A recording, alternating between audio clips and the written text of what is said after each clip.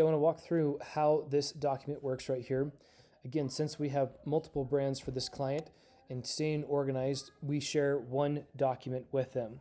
So this is something that you have to manually duplicate and then put in some information here, but let me kind of show you how this works.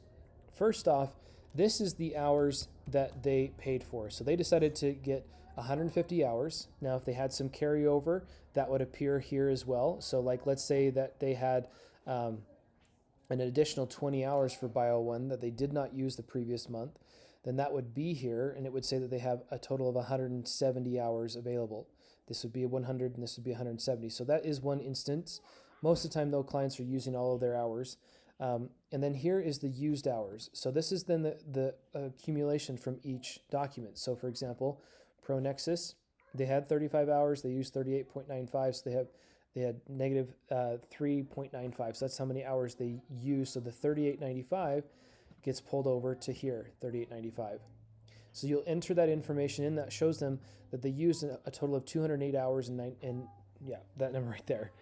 And this is showing the balance. Now what's nice is this is the balance that then matches the negative 395 matches right here, and it also should match over here.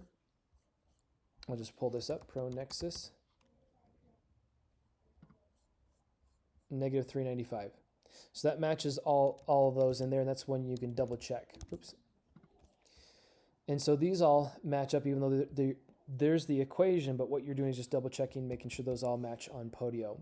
So the total of what they're going to be charged is for an additional 58.95 hours times their hourly rate. You can change that here, and that tells you, well, then on the first of the month, here's their base that they'll be charged, and here's the additional.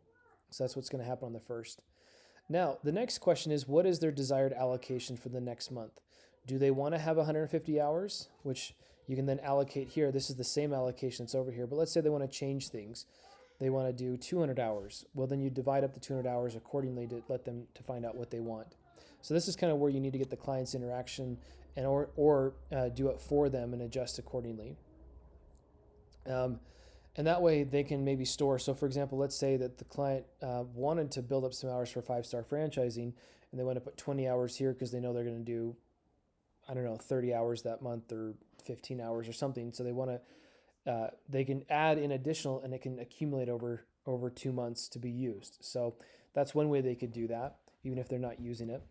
And that's also where you can pull over the allocation. So the goal here is that this number, what you want to get here is this is the number you need to add into the system to make this equate, to equal out. So for example, if they're buying 208.95 hours, that means that 1 hour is going to 5-star franchising, 82.88 is going to Bio 1, 47.79 is going to 5-star Bass Solutions, and so on. So that's kind of how this allocation is working, and you want to put those numbers in there so that it's correct in this system. So these are the hours that are going into billable. You may do one transaction for the 208 hours and 208.95, and then do subsequent transactions to move them. That also works. It just depends on what you'd like to do. But this green area, these numbers should be the same. In other words, the allocation should equal what the total is here. So this is a document that we have so far. I'm not saying there wouldn't be changes to it, but that's what I just wanted to show you, that in the end, what you're figuring out is okay, what happened this month? Then you're figuring out how much do I need to charge them extra?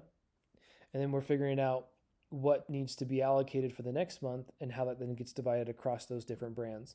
That's what this document does, as well as report to the client and say, hey, from a glance, you had 0 allocated, you used 1, so negative. You had 80 hours allocated, you used 82. You had 15 allocated, you used 47, and so on down the line. And so then they can kind of know, well, budget-wise, this is what I need to figure out and make sure I'm doing for the future. So those are kind of the things that you want to keep in mind.